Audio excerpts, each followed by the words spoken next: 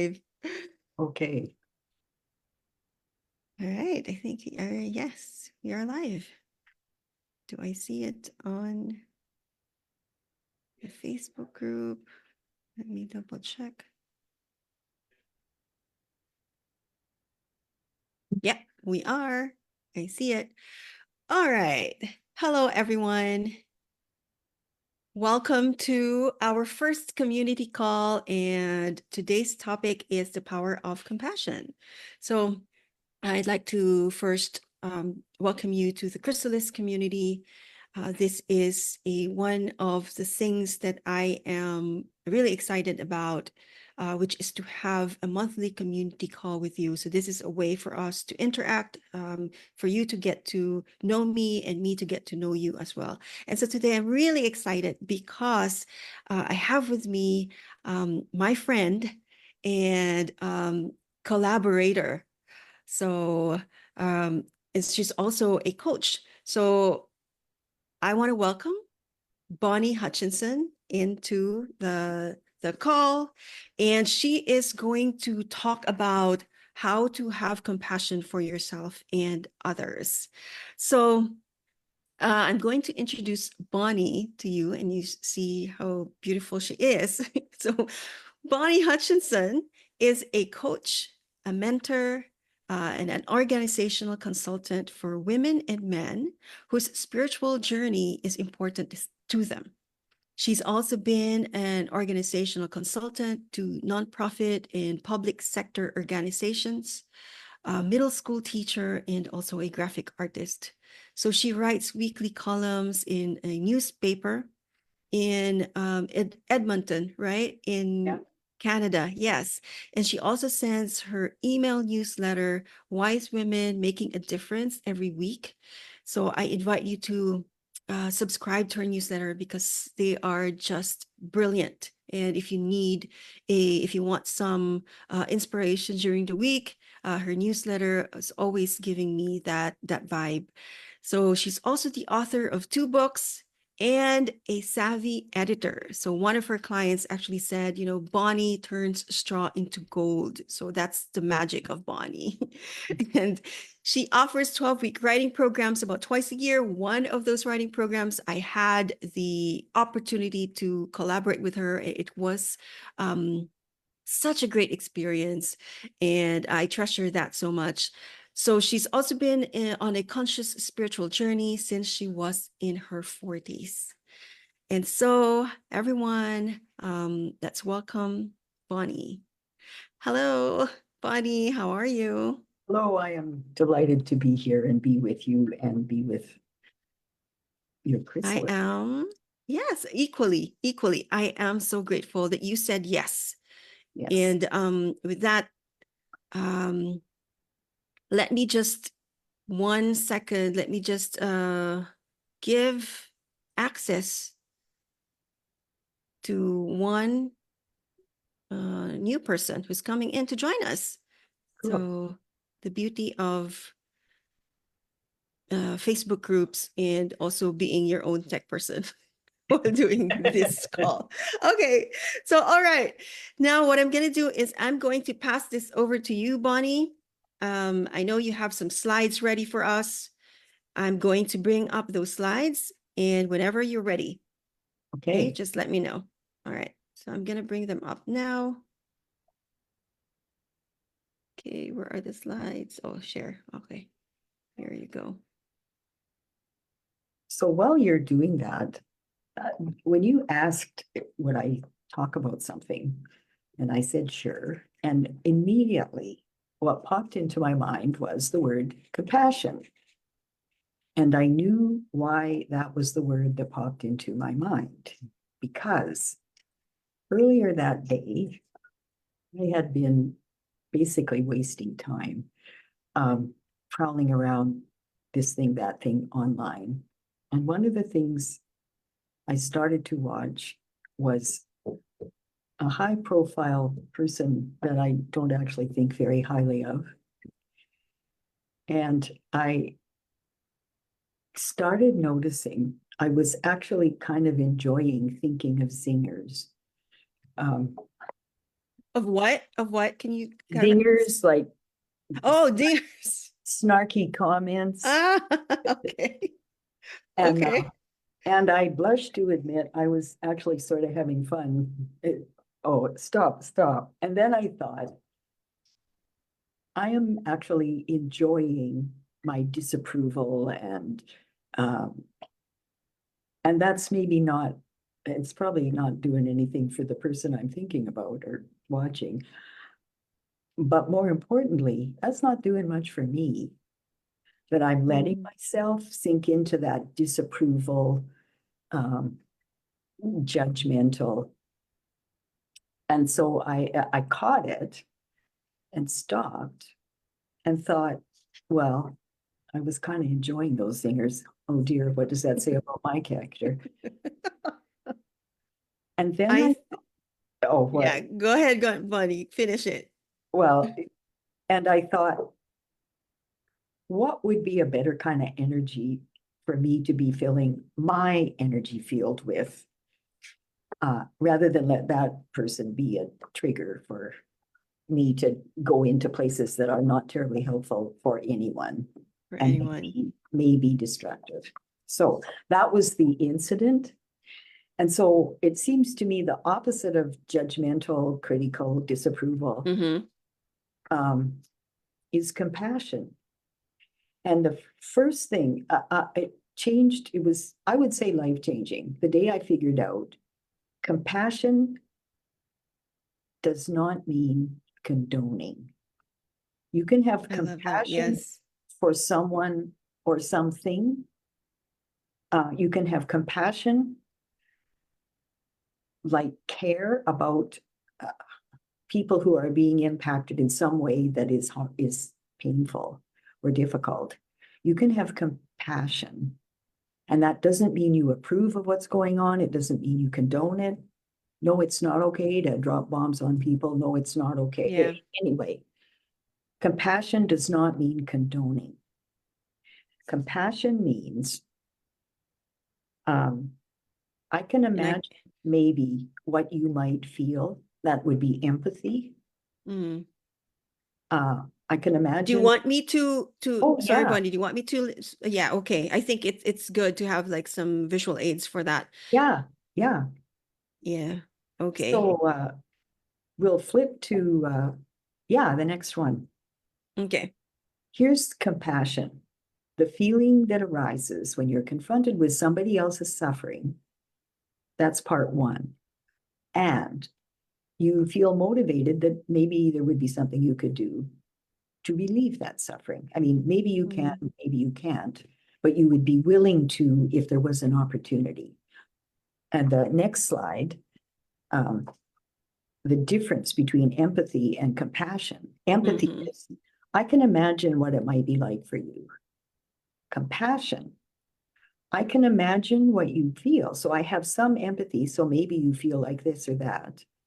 And I would like to help if I could. Now, maybe I can't. I can think of lots of situations where I have empathy, but I can't think of a way that I could help. But if I could, I would. So compassion is empathy plus I would at least like to be able to help, whether or not that's possible. So that's the difference between empathy. I can imagine what it's like for you, and compassion. Not only can I imagine what it might be like, but I at least wish I could help.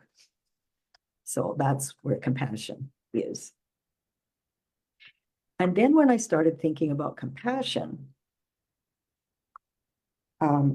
having been like 15 minutes before that, feeling somewhat judgmental, not just of the person that I was having fun thinking dark thoughts about, but I was disapproving of myself for letting myself wallow in those dark, critical thoughts.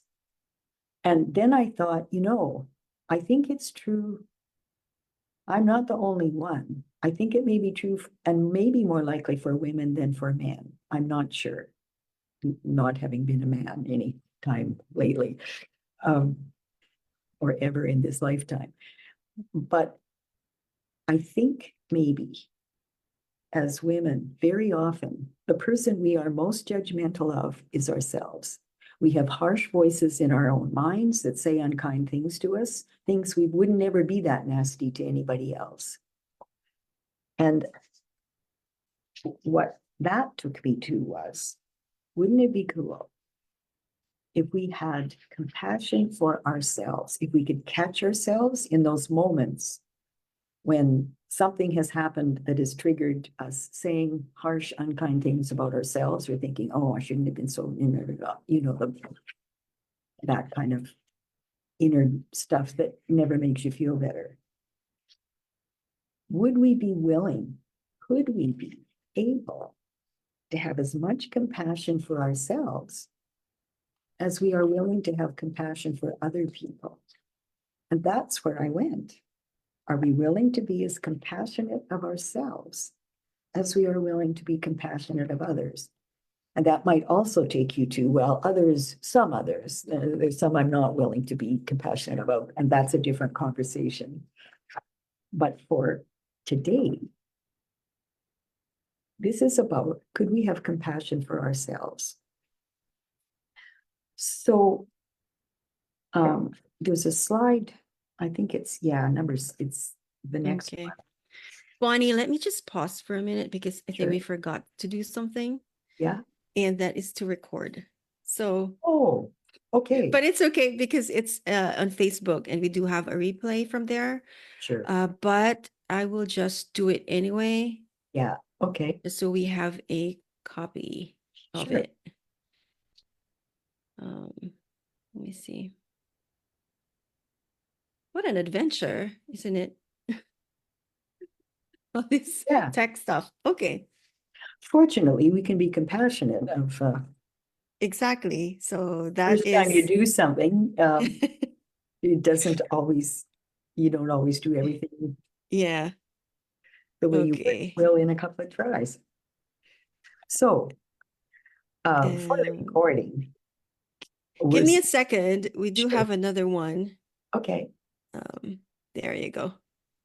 Okay. So just to recap, right? You said compassion versus empathy. Okay. So the difference between compassion and empathy is, for empathy, it's like, I can imagine what you feel, or I know what it's like to be in your shoes. So I think that's more what people, Yeah. the definition of empathy, the more common one. And Yeah. compassion is, I can imagine what you feel and I want to help if I can. So there is the action component to it. Or at least And the also, desire for action. or the desire for action, but not necessarily going into action mode outright, right? But there's that desire to act on it. Yeah. And so another thing that when I think about compassion, it's also like, I know, I may not know what you're going through, but I am here for you. Yeah. So I think that's the difference when it just comes to empathy. It's like, okay, I know what you feel, but not necessarily me to do anything. But compassion is also has the component of action, and at the same time, it's the not knowing, but I'm still here Yeah. if you need me or when you need me. Yeah. Okay, so let's proceed. And let me just check. Okay, if anything else I need to do to get people in. All right, so let me bring that up again, the slides. Here it is, share, and here. Okay, so now we are going to the fifth one, right? Or Yeah. let me know. Okay. So I'm going to suggest a little exercise, and you can do this by yourself, but we'll do it together now. I got this exercise from a book whose title is Compassion, and the author is Edward Mannix, and it's where I got this from. So I want to credit Edward Mannix when I discovered or read about this activity, I tried it out and I have done it a gazillion times. When I am feeling critical, judgmental of myself or of other people, but especially when I'm feeling critical or judgmental of myself. You imagine or remember some incident that happened when you were very young, certainly less than 12 years old. And if you can, maybe even younger than that, maybe even preschool. But sometime when, as a little one, you felt frightened or angry or helpless, or something happened that troubled you a great deal. And you imagine that you, adult self, who obviously, however that seemed like a catastrophe at the time, it turned out okay eventually because here you are, a grown-up. So imagine you are sitting in like a figure eight, a horizontal figure eight, and you're at one end.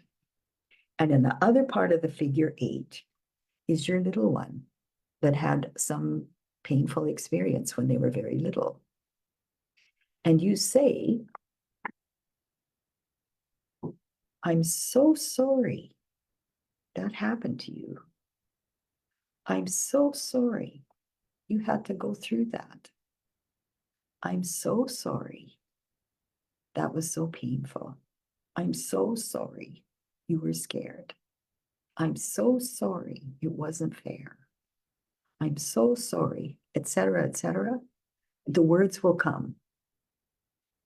And then every time I have ever done this, which by now is dozens and dozens, there's a moment when, and sometimes it's within a second or two of each other, the little one and me grown up, it sort of feels like, okay, we're done now. And that's the end of it.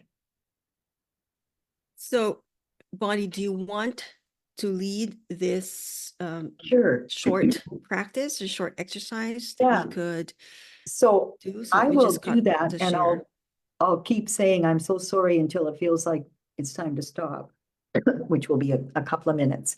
I have done this, and maybe it's 10 or 15 minutes, but for purposes of this, I'll just do a few. So can you, I guess you on behalf of everybody that ever watches this, Yes. can you remember a time? You don't have to tell us what it is, but have you got in your memory some situation when you were very little? Okay, let me close my eyes. Yeah, yeah. Okay. And I don't have to say anything, right? So No, I will you don't just have to follow say whatever anything. you say. Okay, then let me put on mute just so it's all quiet. Okay, so you are muted. Okay, so you're back being a little one, a child. And you've had an experience that you really didn't like. So I'm so sorry that happened. I'm so sorry you had to go through that. I'm so sorry it was so hard for you. I'm so sorry you were so confused. I'm so sorry it wasn't fair. I'm so sorry it was so hurtful. I'm so sorry that never should have happened. I'm so sorry it still hurts. I'm so sorry you went through that.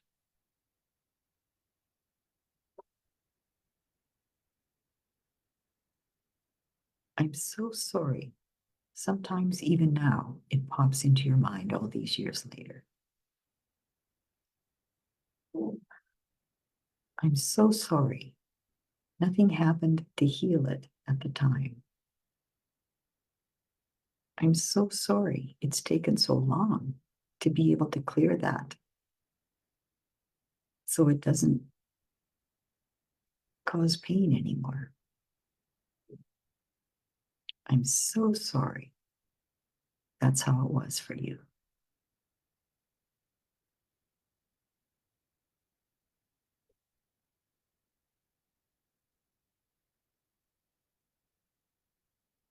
I'm so sorry.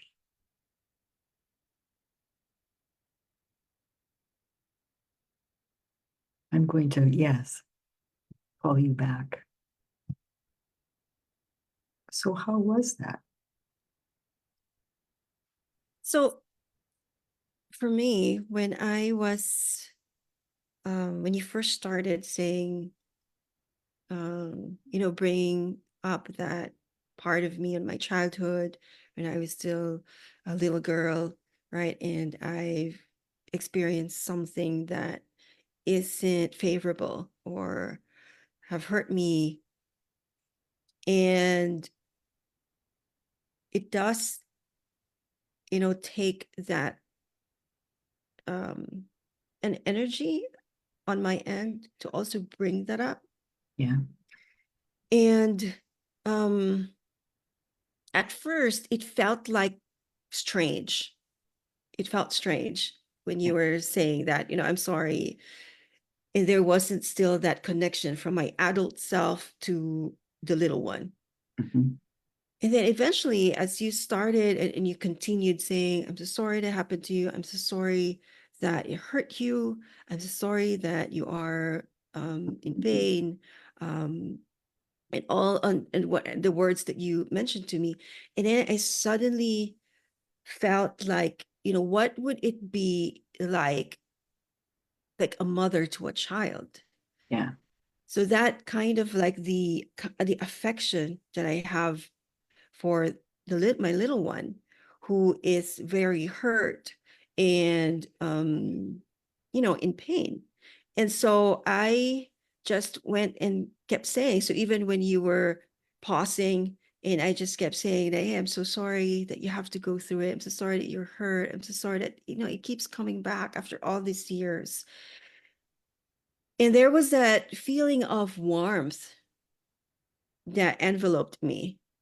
And for that few moments that I have that, I felt the rush of love that I give to the little child in me, to my inner child. And so I think this is um, a very effective, like a practice for those of us who have, experienced like, a trauma. I mean, who doesn't, right? Get to Yeah, experience at some none of us, point. I think, none of us make it to adulthood without some Right. kinds of Yeah. trauma. Of Even if we had hurt an or idyllic childhood, there would have been something. right, Yeah. right. Even with those who have an idyllic childhood, there's Yeah. something. So I think that this is a practice that we can tap into, definitely. Um, that we can use for any instance, any moments wherein we feel a little bit of trigger. Yeah. So another one that we can put also on our toolbox, right, in our toolkit. And so thank you, Bonnie, for sharing that one. And if you'd like, I could also like list down for those interested. The name of the book is Compassion by Edward Mannix. Yeah. So I'm gonna put that in the chat as well later. Sure. Let me just put a note here. Yeah. Yes. So that's what that's what I felt during the exercise. So Yeah. thanks for sharing that. So Edward Mannix says the most important act of compassion that we can take is to be compassionate of ourselves. I And agree. what since I read that book, might have been 10 years ago, and I still use the practice. Apparently, I don't outgrow. Yeah. And But what I have noticed that even even yet, there are circumstances or people that I slip into judgmentalness, but I catch myself quicker, and I don't always, but I can use the compassion process for someone else. I'm so sorry, you must have had awful things happen to you. I'm sorry you, but Edward Mannix says, you can do that. But essentially, that might be a distraction from what you really need to be doing, which is doing your own compassion for yourself. I love That's that. what, Yeah. that's his answer to, can you use this with other people too? Sure, Yeah. but be sure you're not just distracting yourself from your own work. Yeah. And you talk about from compassion for others, we move to self-compassion, right? Yeah. So compassion for ourselves. So on a note, like one of the researchers on self-compassion is Dr. Kristin Neff, and she has this book of the title Self-Compassion. And I could also like put it in the chat, but this is the book that, on self-compassion from her. And she talks about the definition of like self-compassion really is about recognizing our own suffering, that there's not just suffering of others, because I mean externally we see it, right? I mean it's obvious, it's everywhere we look at, but we often forget that we are also experiencing suffering. And you mentioned about being self-critical, right? Being harsh on ourselves and not realizing that the self-criticism is causing our own suffering. Yeah. And so how important it is to practice self-compassion. Yeah. So yeah, and another imagery that came up to me, and I heard this from Thich Nhat Hanh, Yes. the Vietnamese Buddhist monk. He said something that is similar to the practice that we just did. And it's like, when a baby cries, the mother doesn't really know what the baby's going through, because of course the baby can't say it, right? The baby cannot explain what he or she's going through. So the mother just comes and nurtures, like takes care of the baby, soothes the baby, and just assure the baby that I'm here for you, right? I'm here. And then I remember, like, and I don't know if you experienced this too, but when we were younger, when we have like when we have a wound or something, and then our parents would kiss it and say, Kiss it oh, better. it's going to be, it's Yeah. going to be all right. Right. And the thing about that is, it's not going to be like all right, because hello, there's blood all over, right? Or there's a gash on your knee. But it's the compassionate act of a loved one telling you it's going to be okay. Yeah. So I think that's the same thing with the practice that you said, that Yeah. to be our own friend, our own parent that could tell us Yeah. it's going to be For fine. sure. It's going to be okay. Yeah. It's going to be all right. So that assurance makes us feel better. Yeah. So yes. Yeah, so that's the one in terms of like self-compassion. What else do you other examples that you can think of, Bonnie, when it comes to like showing, compassion with yourself or others, instances in your life that comes up? Well, I guess one example is what I started out with. There's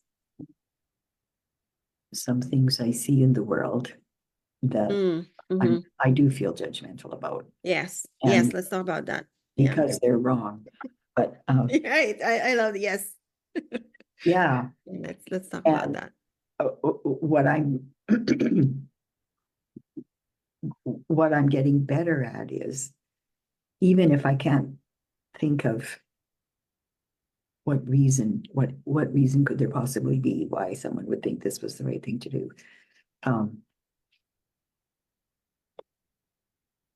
I think where compassion can come in is there must be something in that person's life.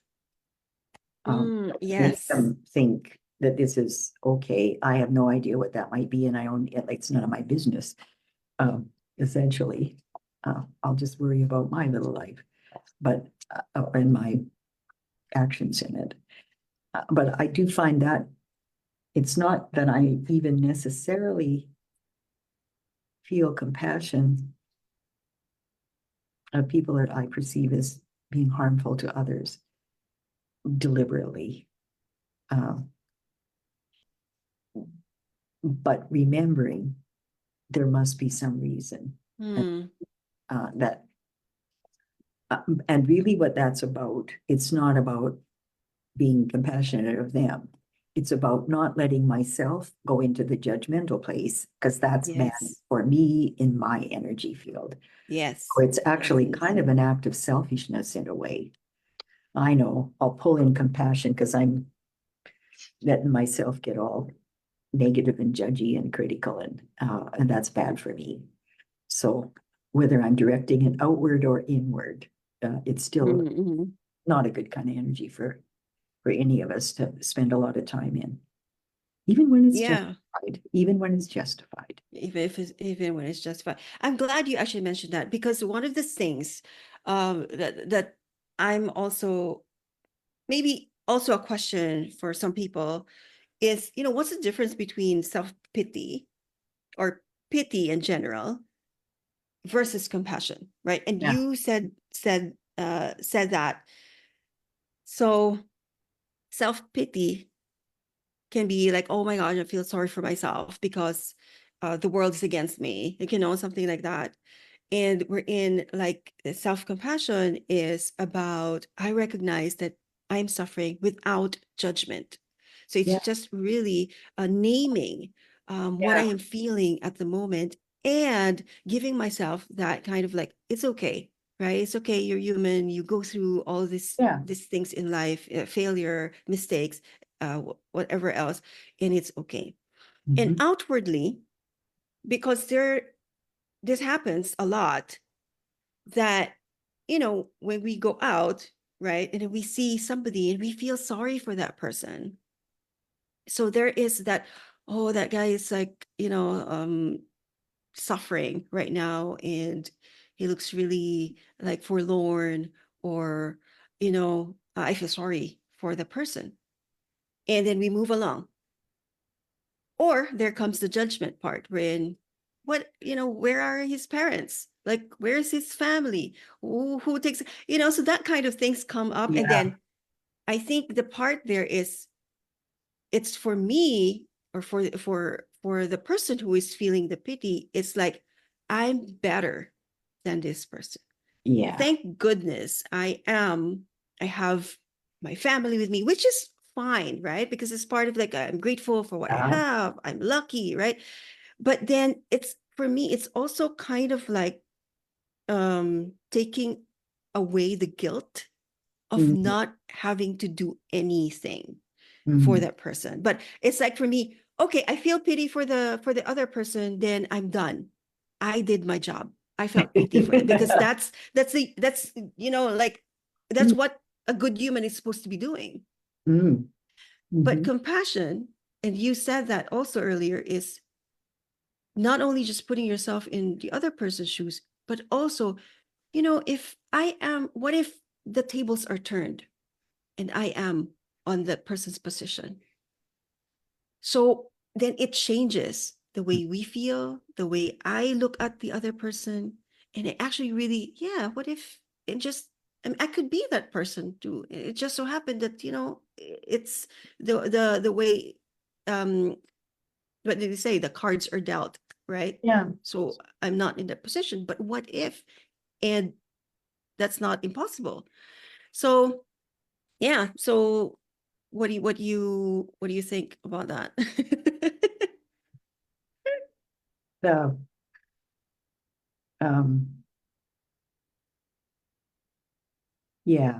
that piece about, I wish you didn't have to have that, what looks like a painful experience. And if I was able to help, I would like to think that I would help. Mm. Good. And there's certainly situations that I walk by. Yeah. I live downtown in our city and I walk Mm. by what looks to me like not a very happy situation. Yeah. Most times when I'm somewhere in our downtown area. And most times nothing occurs to me that would be useful for me to do right then or ever. So there's kind of that. And there's also global situations Yeah. that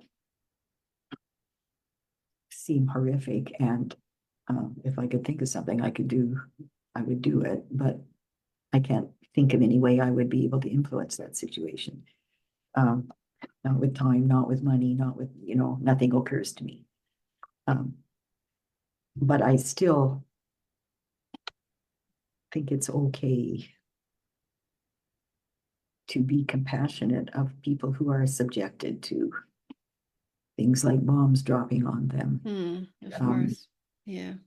And fleeing things that they certainly didn't cause, Yeah. etc. Absolutely. Or natural disasters, the volcano, the earthquake, floods, fires. In our province next door, well, in our province, a little community of about 8,000 people, 2/3 of the homes burned down this summer, and 2/3. So I have compassion for them, and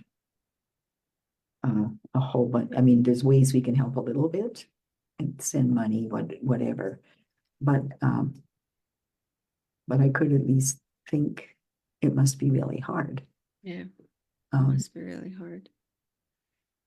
And it was a wildfire that was wilder than anybody ever expected. Oh, yeah. And so it's like it's nobody's fault. It just was an awful thing to happen. Or Yeah.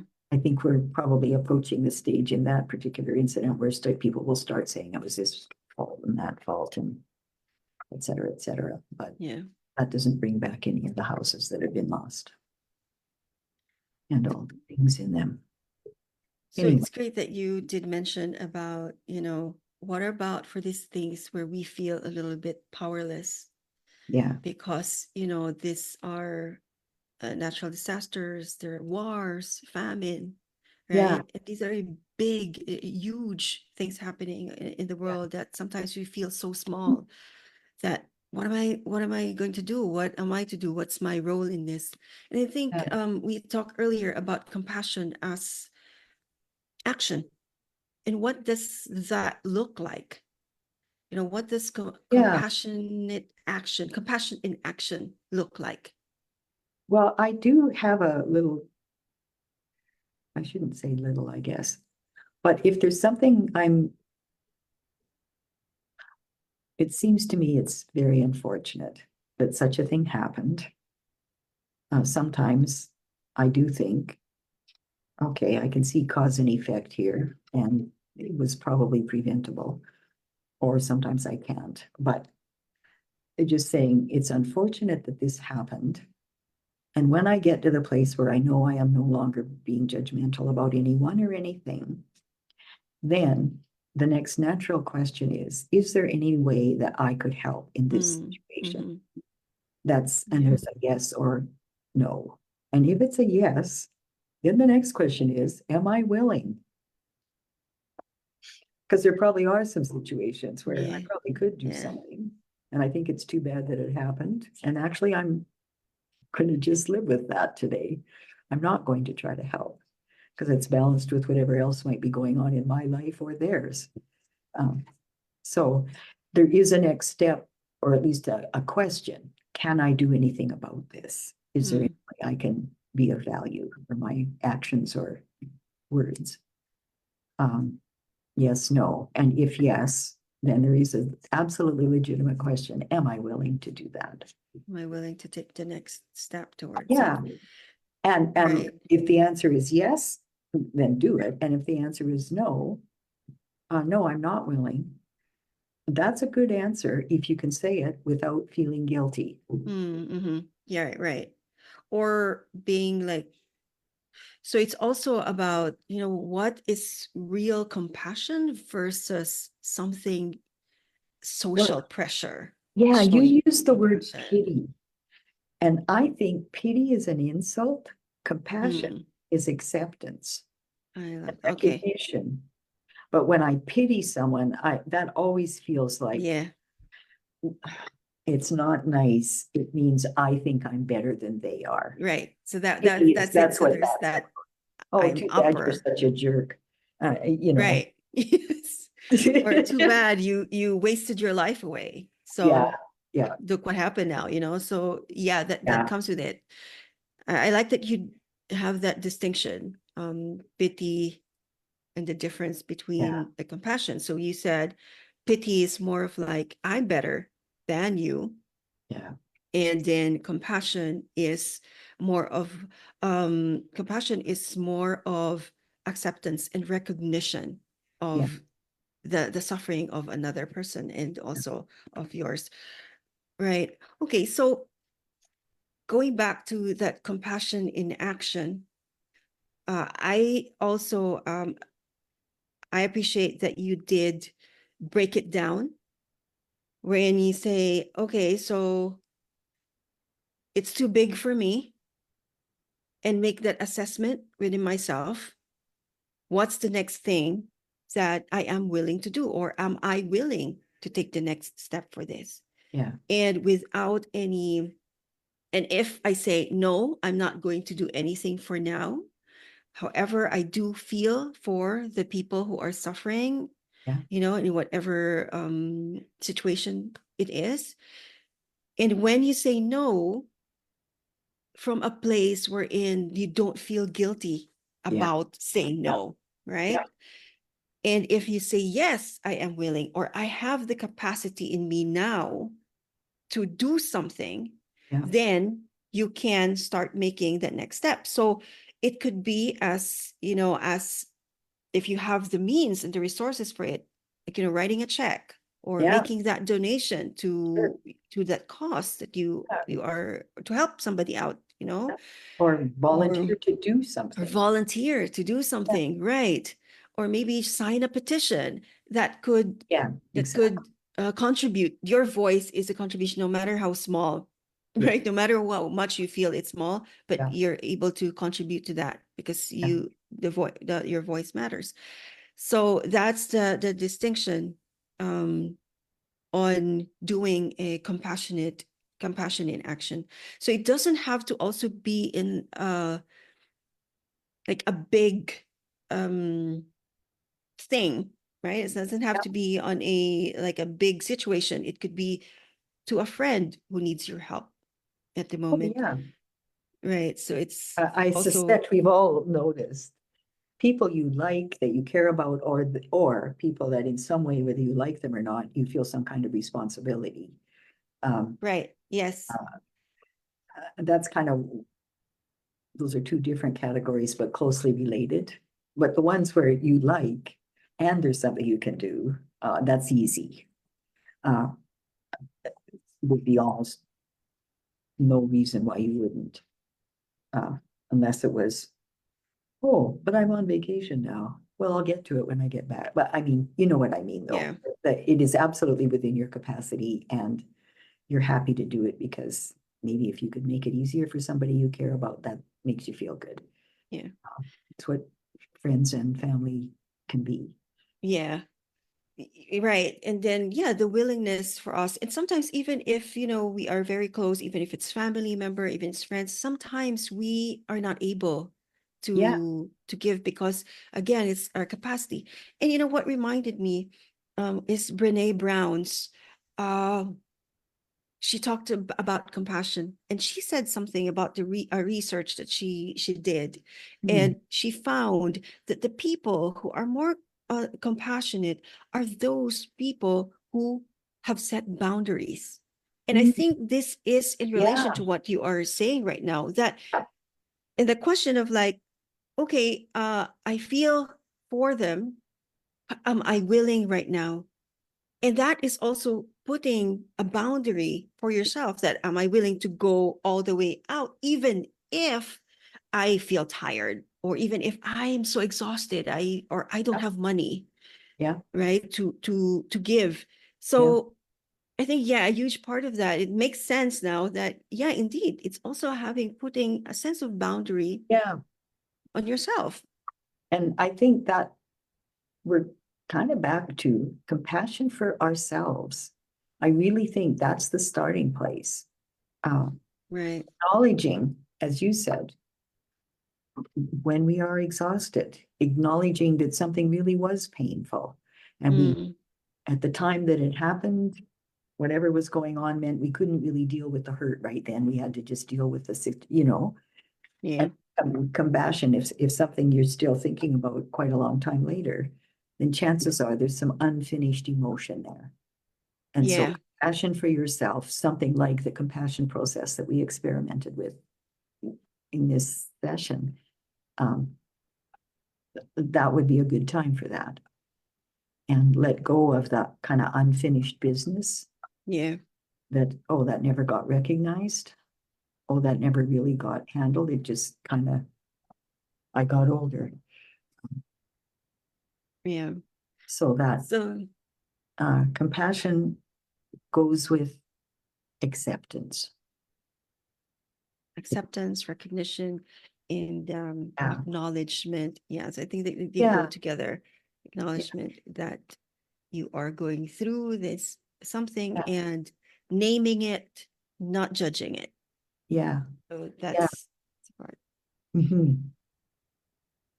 Mm. So we talked a lot about about question. Yes, go ahead. Like Well, one of you the were things gonna that say popped in something. my mind, because a couple of people, and sometimes me, have said something along the lines of, well, there's so many people that are so much worse off than me. Kind of what right do I have to be upset about this thing or that thing, especially those of us we are first world people. And we have so many more advantages than so many people around the world. Like, what right do I have to be miffed Yeah. because a grocery clerk was snarky? I mean, really. Um, and I did Yeah, get but upset one even day, that, but Bonnie, even right? that, yeah, like what Yeah, right how do do you I have? practice Yeah, the compassion on yeah, moments like that? And I often catch myself doing this. I'm like, oh my God, this person, especially if you're so impatient, and this you person were takes a in a long hurry, time. you missed your bus, Why is this and then, person taking forever? Like, what is she doing? And then start suddenly all of those little things in our head that I don't know this person at all. Why am I mad at her for stalling me? yeah, So how interesting yeah, when we do start to take notice, to be more aware yeah, of ourselves when we do that. And here's a thing also that I don't know if you are familiar with Sharon Salzberg on loving kindness. no, I'm not. Ye- Tell me more. So loving kindness is similar in a way to self-compassion, and she has this loving kindness practice, or metta, in the Pali. Yeah, it's the Pali word metta. And she has these little practices when, for example, you're waiting for your turn, you're forming a line and waiting for your turn in the grocery store, Sure. or you are driving your car and you're stuck in traffic. Mhm. So these are just like little things, and I think this is also something that you or anyone who would be interested to do this can do whenever we feel a little bit agitated, or that impatient or angry or anxious, that we can practice these little things. And it's like, okay, waiting in line, for example, and it's wishing the other people love and kindness. So it's like, may you be happy, may you Yeah. be, right, may What, you what be doesn't at that just, it peace, up levels your may you vibration? be, yeah, exactly, and it changes the way, the energy. Yeah. So And also, it's like you're wishing the other person love and kindness. And at the same time, it's also boomerang. It boomerangs back to Yep. you, because after that, Yeah. you don't feel as agitated because Yeah. your attention is for the other person and you're Yeah. giving good energy. So, Which just one uplifts. thing Yeah, to also include good. in, That's great. this little practice. Yeah. Yeah, Sharon Salzberg, the metta loving kindness practice. So it's very what's this? Also in terms of the change, the shift inside, it's really powerful. So Yeah. that's that. Okay. Yeah. So we're almost on top of the hour. We're just gonna summarize this a little bit. We talk about compassion in general. We talk about compassion uh, with others. We talk about self-compassion. We talk about the difference between empathy and compassion, self-pity or pity versus compassion. We talked about ways for compassion in action. How do we express compassion in, for big and small situations alike? And then we did a practice, the short practice on it's like a tending towards our inner child, and giving compassion to that child inside us. And then little things here and there also that I may not have included in the summary. So yeah, so anything else, Bonnie, that you wanted to add before we close this?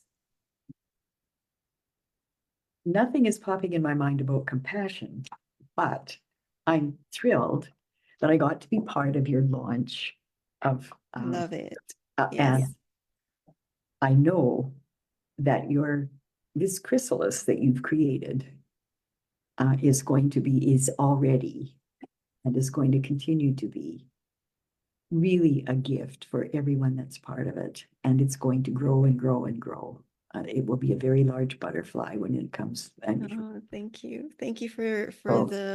for putting in that metaphor of the butterfly. I love it. And I know, Bonnie, that you do have, for those of you who are interested on what Bonnie is doing, I'm going to put in the chat a link to her website so you can sign up to her newsletter, because I absolutely love her newsletter. And if you want to learn and be inspired weekly, and by the way, she hasn't missed one newsletter since 2020, right? 2021. Yeah, it's in the fourth year. Yeah, 2020 during the pandemic. So she's been Yeah, sending. that's right. Yeah, So yeah, right. this was the 14th issue of year 4. Yeah. So, yeah. So it's been 4 years, not a single day she missed those, and all of her emails are just wonderful, just brimming with inspiring thoughts. So I encourage, invite you to also take a look, visit her site, and sign up to her newsletter. I will also be leaving on the chat a link to more of her program. It's called the 12 Spiritual Powers. And one of the component of that program is on compassion. So if you're interested, check it out. I'm going to leave it later on in the chat. Okay, so this is again our first community call, and we will have the next one in October. And so for each week, I will be checking in. I'll be dropping in here and just, giving you a few things to get yourself inspired weekly. And so thank you, Bonnie, for your time, for gracing us with your presence here. I am so grateful to you for your generosity to me, to the people who are here and who will watch the replay later on. So for those of you who are watching this later, and if you have any questions, just feel free to to put it on the comment box, and Bonnie is part of the group, and she will be, and tag Bonnie or me, and we will be able to address those and to answer those. All right. Great. Thank you all. And yeah, have a wonderful Friday Eve for those of you who are in this part of the world. And for others, wherever you are, we wish you all a great weekend. Bye-bye. Thank you.